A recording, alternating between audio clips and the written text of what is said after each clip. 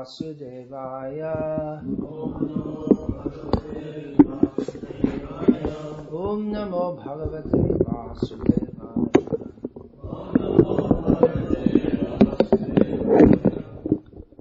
Name 256 of Sri Vishnu Sahasranama is Siddhisadhanah,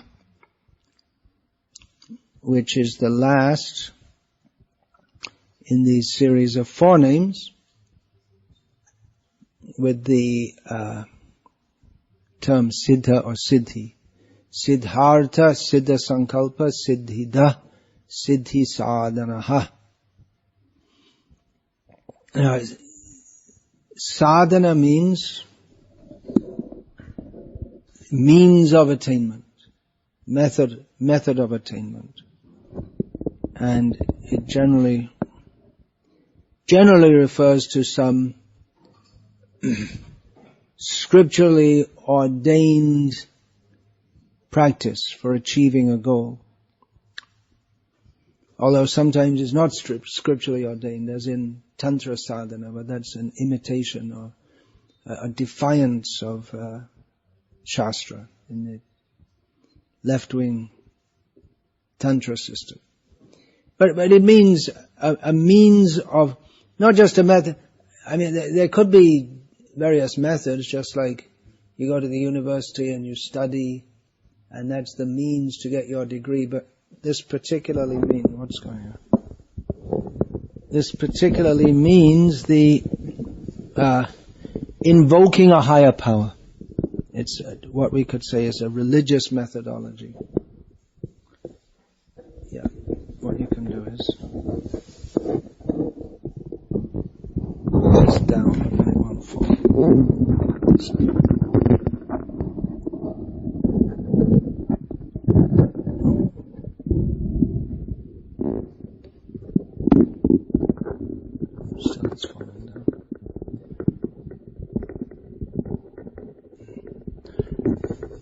So that sadhana is Krishna himself. The name previous to this is Siddhida, he who gives perfection. But how does he give it? He gives it by a particular means. Now he gives a prescribed means. It's not just that one can expect that God will bless us and we don't do anything. But he gives us the means for attainment.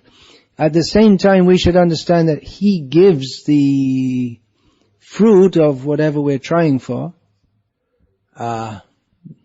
It's not that just by performing sadhana we can attain perfection, but we have to follow that. That's the method he gives, and ultimately he agrees to give the desired goal. Or he may not do, because he is independent.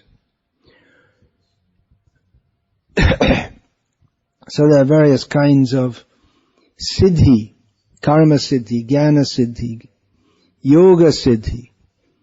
Karma siddhi is directly mentioned in those words in Bhagavad Gita. Kangshanta karmanang siddhim yajante devataha kshipram hi manushe loke siddhir bhavati karmaja. I forgot that line the other day. I was quoting at the Chennai, at the entrance to the Chennai branch of the Indian Institute of Technology college. That line is given, Siddhir Bhavati Karmaja, that perfection comes from work. But they left out the rest of the verse about worshipping demigods. They have the idea that you just work and you'll get all you want. Work is worship, is the common misconception. A common, not the common. If there was only one misconception, life would be better, but a common misconception marketed in the bazaar of Indian pseudo-spirituality. So this verse says that because people desire karma siddhi, people who desire karma siddhi, or perfection in work, that doesn't mean making a good piece of furniture or something like that. It means performing the path of karma and then enjoying the fruits. Just like, for instance, going to the heavenly planets. Acquiring punya. Titam bhuktva swarga lokam vishalam kshine punye martya lokam vishanti. The problem is, you go up to the heavenly planets and then you attain the karma siddhi, but it's not a complete siddhi because the result becomes worn out by enjoying the fruit. Just like working, saving money, putting it in the bank, and then enjoying it, and when the bank balance is finished, you can't withdraw anymore, and you're back in the position of a pauper. So similarly, someone may perform pious activities and get pious reactions coming to him, and he'll enjoy in the heavenly planets, and when his stock of pious results is low, then he has to come back. Not fully exhausted. It's just like you have to deposit a certain amount in a bank, and you have to keep a minimum balance. So you still have something in the bank, but you can't, your credit rating will go down or something, I don't know. But so one may come back again to the earth and one will get a pious birth here also. So one continues to enjoy some pious results here. This is the general sequence, although karma is very complex. It's very difficult to understand exactly how it works. Karma no hyapi bodhavyam. What is that? Karma no hyapi bodhavyam, karma no hi vikarma. Akarmanastu bodhavyam, karma gahana, karma no gatihi. Krishna himself says it's very difficult to understand what is karma, vikarma, akarma. It's a very deep subject to understand all these things. So, one quickly gets results in karma siddhi. And here, in this verse, Krishna says that people worship the demigods to get the result, and they get a result quickly. So how is it that Krishna's siddhida? He's the giver of siddhi. Well, he clarifies that elsewhere in Gita. Which verse is that? Yepi anyadevata bhakta yajante shraddhayan vitatepi mameva kauntaya yajantya vidhipurvaka. That's not exactly. Well, he says that anyone who worships different demigods, they worship me actually, but in a wrong way. And what is that? Yo yo yang yang tanung bhakta shraddhayachitamichitasi. No, that's another verse. Which is the verse in which he says that mayaiva vihitan hitan. He says that the fruits that demigods give, it's actually given by me. So he may do so via the agency of the demigods. So in karma siddhi, one can very quickly get the result. So you may think, well, that's good, so why bother with all these other difficult things? You can quickly get the result in karma siddhi. Well, the point is, it doesn't last very long. Karma sadhana, we're talking about siddhisadhanah, karma sadhana is relatively easy compared to jnana sadhana or yoga sadhana, in which one has to perform many austerities and become detached from this world.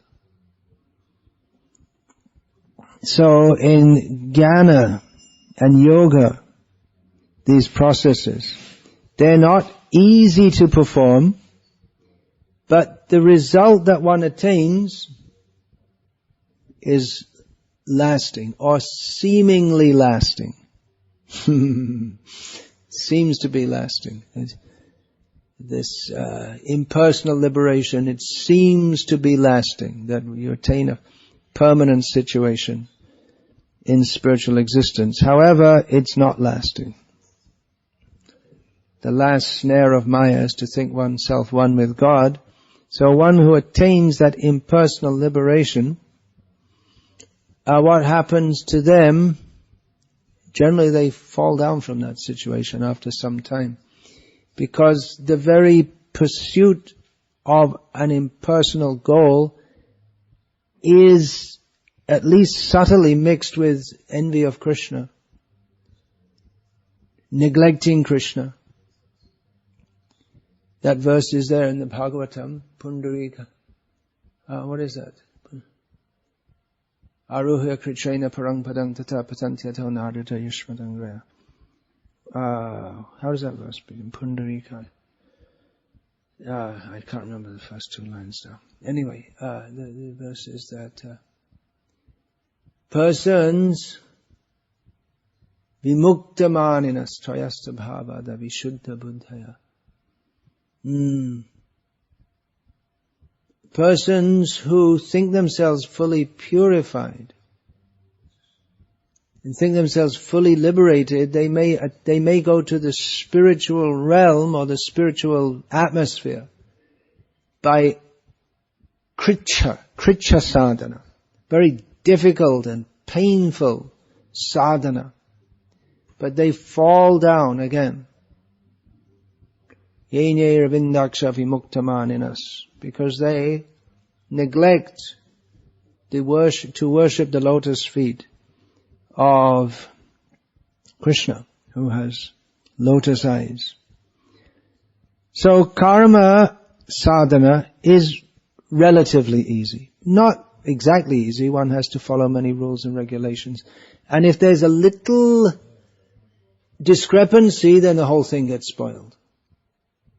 As is well known, for instance, in the case of Nriga Maharaj. Yeah.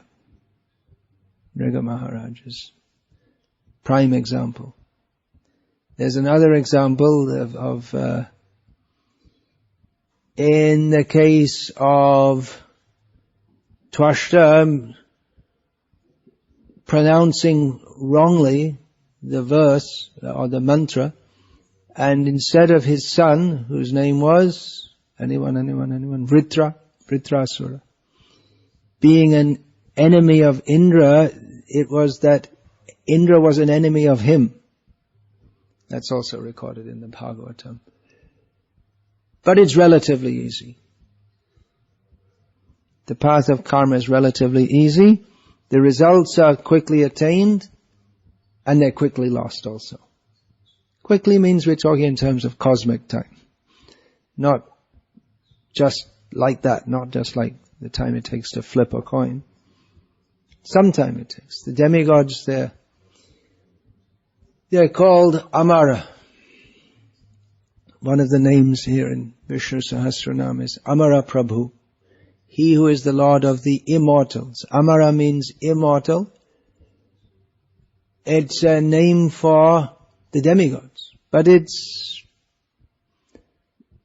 contextual. They're not really immortal, but compared to humans, they live for a very long life. Their 1 day is 6 months of our time. So, in karma sadhana, it's a relatively easy process. The result is quickly attained and quickly lost. In jnana sadhana and yoga sadhana, it's a difficult process, but the result is much greater than in karma. And it lasts, apparently, forever, but not really forever. Whereas in bhakti, the process is easy, the result is quickly given, and it's permanent. So which is the best? Any guess? You can fill up the box. 1, 2, 3, or 4. Most people get it wrong. Actually, most people, they don't even qualify for 1, 2, 3, or 4. They're off the map altogether. In the modern age, they're not doing any sadhana. Bhakti is the means and the end. In other processes, one does sadhana, and then when one attains siddhi, then no need to do any sadhana. That's true in bhakti also, but the difference is that the sadhana and the siddhi are the same. In Bhakti sadhana, there's hearing and chanting about Krishna. They're the principal methods. Hearing, well, Chaitanya Mahaprabhu gave 5 principal methods. Sadhu Sangha, Nama Kirtan, Bhagavat Shravan, Mathuravas, Shraddhai, Srimurtir Sevan. The 5 methods are associating with devotees, chanting the holy names of the Lord, hearing the Srimad Bhagavatam from devotees, living in Mathura, and with great faith worshipping the deity. So these are the principal processes, and often, even more specifically, it's said that the main processes are hearing and chanting about Krishna. Or sometimes said that sadhu sangha is the main process, because if you have sadhu sangha, then all the other processes will go along with it, because sadhus, they hear and chant about Krishna, they reside in Vrindavan, they worship the deity, and they do all these activities. So, for one's sadhana, one should perform these activities, and then when one attains perfection, you do the same thing. There's a misunderstanding that one performs raga nuga bhakti by not following any schedule and not going to any aritis or temple programs, because it's all spontaneous. But they got it wrong. It's rather that one is spontaneously attracted to all these things. You're spontaneously attracted to hearing and chanting, not that you're spontaneously lying in bed until 9 o'clock in the morning because you're in ecstasy dreaming about Ras Leela with your own girlfriend, not Krishna's Ras Leela. So this is misunderstanding. The means and the end are the same. So it's not a meaning given here, but could be possibly a meaning that for the attainment of whom in the attainment of whom the siddhi and the sadhana are the same. It's not like a caterpillar, just changes when it caterpillar attains perfection by becoming a butterfly. There's practically a complete change, which scientists, by seeing a butterfly, could ascertain just by seeing the butterfly that it came from a caterpillar, or a bird came from an egg. How could you imagine? If you don't see the egg, how could you imagine that it would turn into a bird, or a bird would come out of it, or a dinosaur would come out of it, or whatever? If you just see a butterfly without having ever seen caterpillars, how could you understand? So the attempt to find out the cause simply by studying the effect can be flawed. So the point is that bhakti is the means and the end. Nitya siddha Krishna prema shadha kabunoi shravana adi shuddha chitte karaye udoy. Bhakti, it's not an artificial process. As Srila Prabhupada said, this chanting of Hare Krishna, it's not an artificial imposition on the mind. This is not a matter of the mind. The karma, jnana and yoga, they are activities or sadhanas which take place on the platform of the mind. The business of the mind is wanting, desiring. So, bhukti mukti siddhi kami shakali ashanta. Those who want bhukti means karma siddhi. Mukti means jnana siddhi. So, what is that? Mukti. Siddhi kami. Siddhi kami means yoga siddhi. They're all discontent. But the devotee is Krishna Bhakta Nishkama Taiv Shanta. Devotee has no personal desire. The devotee only desires to serve Krishna. So a devotee, his desire is not on the platform of the mind. The desires of others, it's on the platform of the mind. Even the desire of the jnani to be free from desire, it's also on the platform of the mind. So, Krishna Bhakti is not an artificial imposition on the mind. It is the natural function of the soul which is revived by hearing and chanting. It's not something which is extraneous to the person. It's a natural function. Now another point, Siddhisadhanah or Siddhida, that all of these siddhis, karma siddhi, jnana siddhi, yoga siddhi, they cannot be attained without His mercy. I already mentioned that in Siddhida. In bhakti, the means is hearing and chanting. In bhakti, we may think, well, we just wait for Krishna's mercy. Chaitanya Mahaprabhu came to give prem. So what's the need of all this sadhana? Which is the level of prem is far beyond that of sadhana. But Bhaktivinoda Thakur explains that Chaitanya Mahaprabhu gives us sadhana by which to attain prem. He describes, Bhaktivinoda Thakur describes, Sri Krishna Chaitanya Prabhu jibe daya kari shaparshada shriya dhama shaha avatari. That Sri Krishna Chaitanya Prabhu jibe daya kari, being very merciful to the jivas, descends to this world along with His associates and with His own abode, His dhamma. Atanta durlabha prema karibare dan, for the purpose of giving that extremely rare prem, what does He do? Shikai sharanagati bhakatera pran. He teaches sharanagati, the process of surrender, which is the very life of the devotees.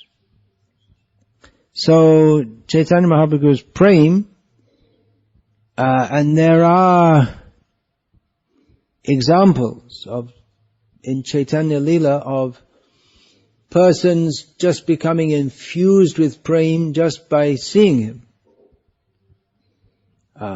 For instance, there was a Muslim tailor at the house of Srivas Thakur who, seeing Chaitanya Mahaprabhu dancing, he became ecstatic in love of Krishna.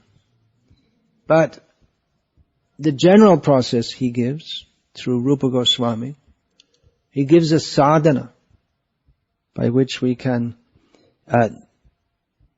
not exactly develop prem, but uncover it. It becomes uncovered.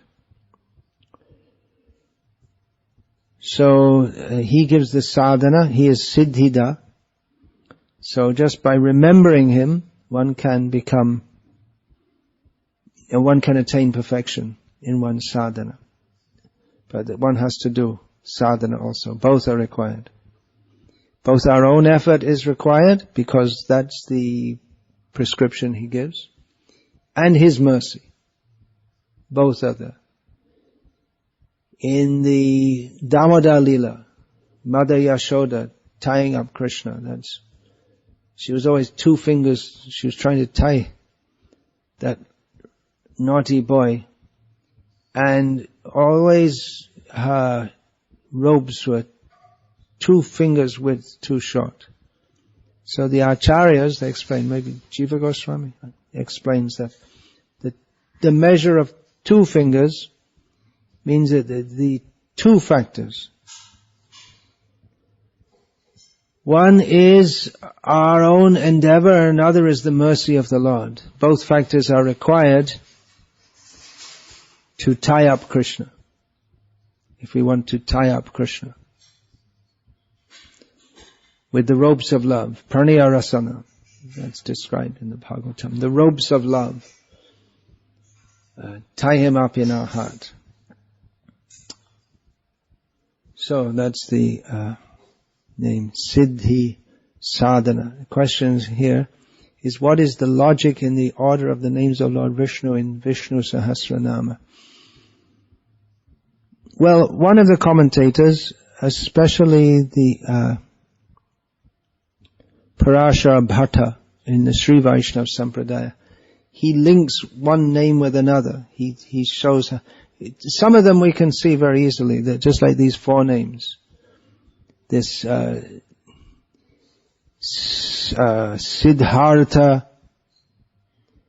Siddha Sankalpa, Siddhida, Siddhisadhanah, they all come in one group.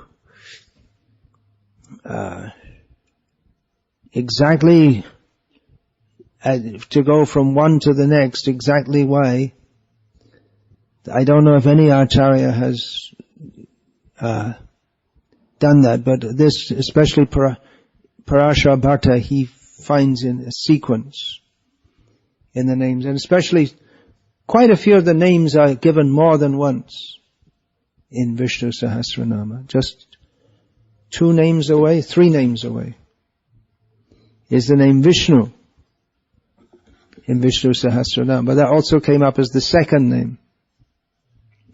So when the name appears more than once, he gives meaning in relation to the adjacent names, how this name is to be understood in relation to the juxtaposed names.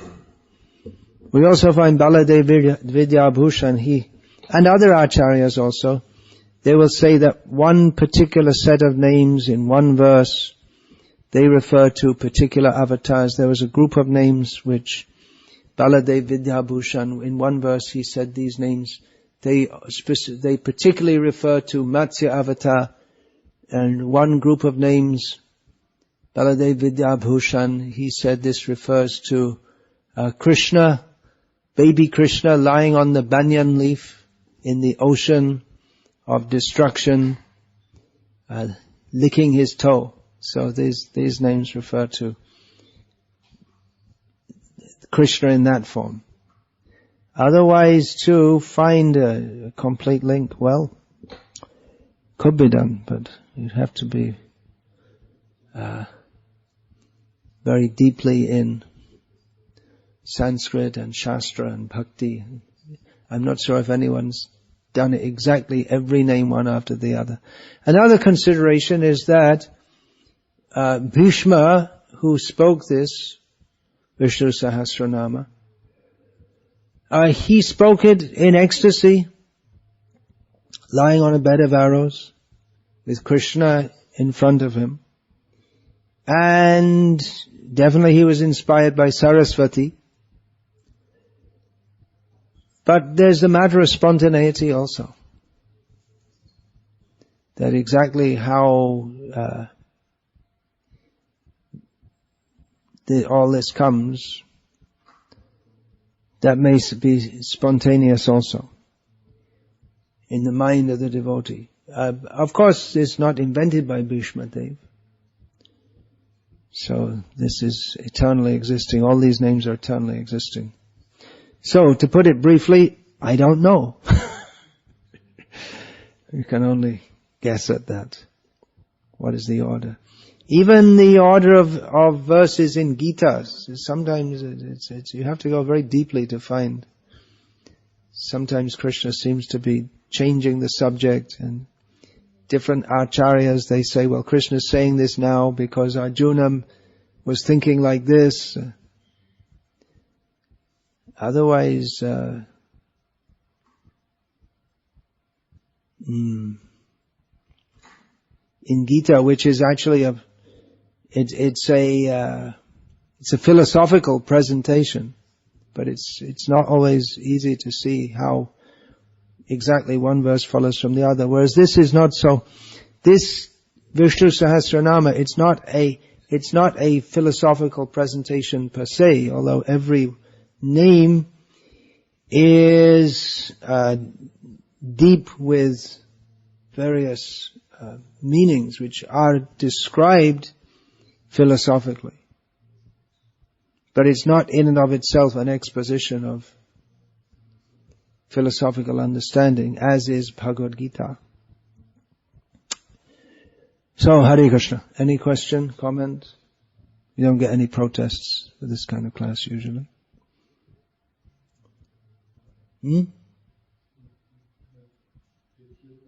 Yeah, I addressed that.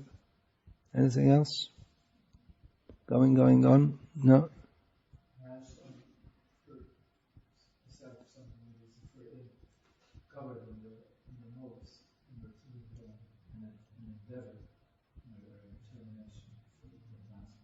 Mm-hmm.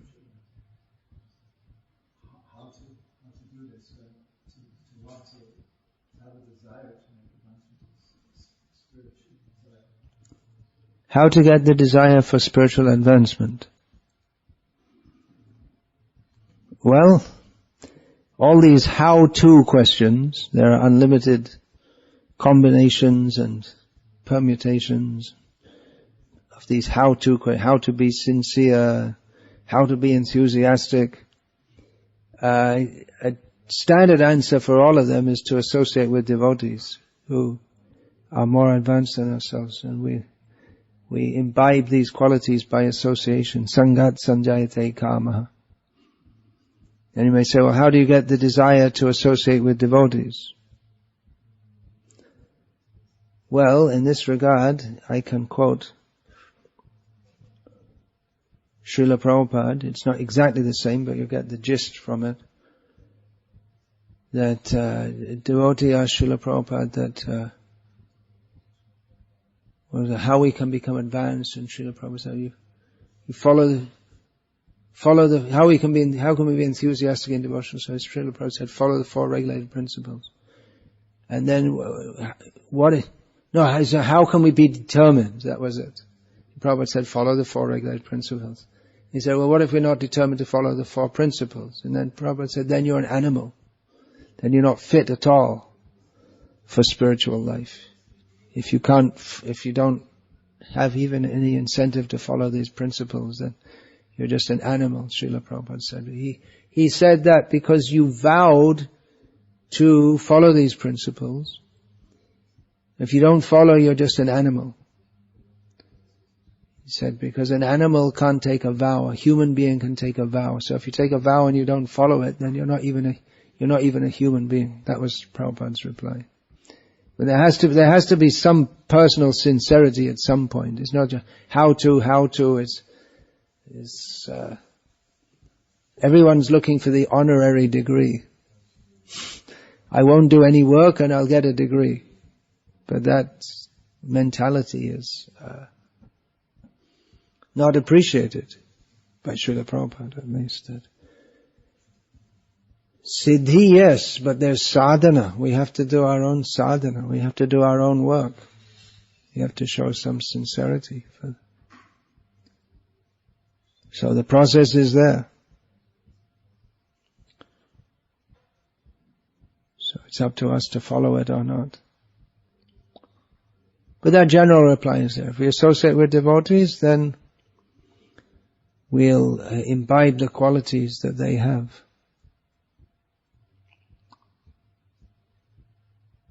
That general tendency is there, that if we associate with devotees more advanced than us, then it helps us to come up toward their level. Yeah. About following, some devotees have taken initiation and then they say, well, the next initiation out for but now I realize I have to live according to my level of realization. Sometimes it sounds convincing when they say that, rather then you'll be a worm in stool. I took initiation when I was very young. Now I have to act according to my level of realization. So our level of realization is that eat, sleep, drink, be merry and enjoy. That's our level of realization. Therefore we take initiation to come to actual realization. What is, otherwise in this material world we're just eating, sleeping, mating and defending. I have to act on my level. No, act on our level of realization means we'll always be in this material world. I have to act on my level of realization. Then, if we don't aspire for anything higher, then we won't go higher. So yeah, it may sound like some very noble philosophy, but it's actually, indirectly the person is saying, I want to be a worm in stool. That's all. I'd rather be a worm in stool than surrender to Krishna. It's all cheating. All cheating. Acting on one's level of realization, that is a factor in devotional service. In devotional service, that one should not try to artificially exceed one's level of realization. But one should follow the process of Krishna consciousness.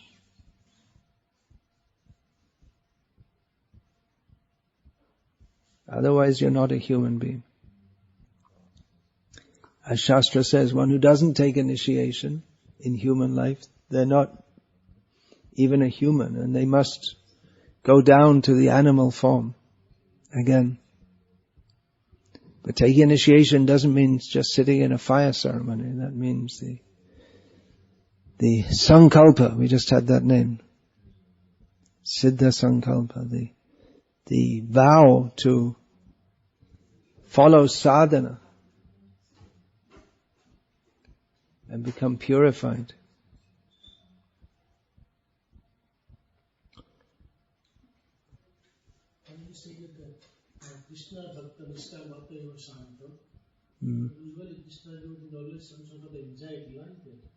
That was just asked the other day. Devotees here. Devotees are in anxiety. Yeah, anxiety for Krishna is pure and purifying. As Srila Prabhupada explained in the describing Mother Yashoda, she was always in anxiety about Krishna. But that is spiritual anxiety. How to better serve Krishna, how to become free from material desires, that is spiritual anxiety. So devotee is peaceful in the sense that he knows my life is in the hand of Krishna. Krishna is looking after me. I have nothing to aspire for in this world. But at the same time, a devotee experiences spiritual anxiety. If you just want absolute peacefulness, then you have to merge in the impersonal Brahman, which is a horrible situation. Shanti, shanti, shanti. Impersonalists, they like to talk about shanti.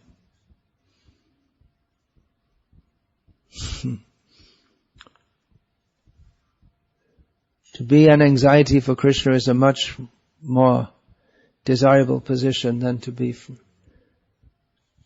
relaxed.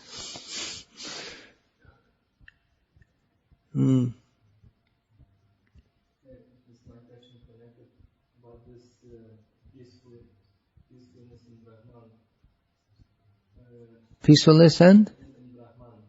In Brahman, yeah. Yeah, it's like being peaceful. It's like if you're asleep, then you may. Of course, some people, even in sleep, they're always fitful. But a deep sleep is a peaceful position. According to the acharyas, that deep sleep. Actually, it's Vedanta Sutra, isn't it? That in deep sleep one actually merges into Brahman.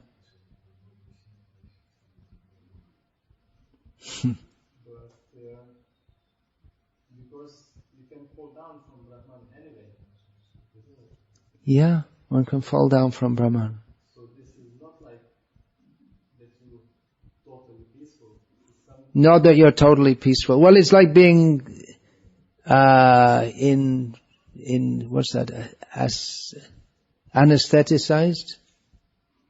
It's like being almost unconscious. But there is a sense of bliss, but it's not specific. It's nirvishesh means non-specific.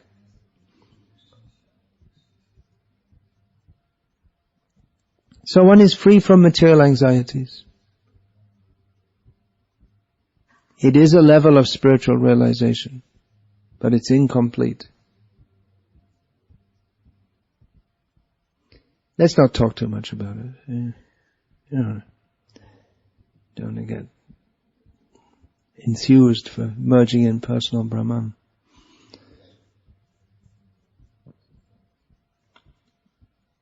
Hare Krishna. Srila Prabhupada ki jai, Shri Shri Gaura Nitai ki jai, Shri Shri Radha Govinda ki jai.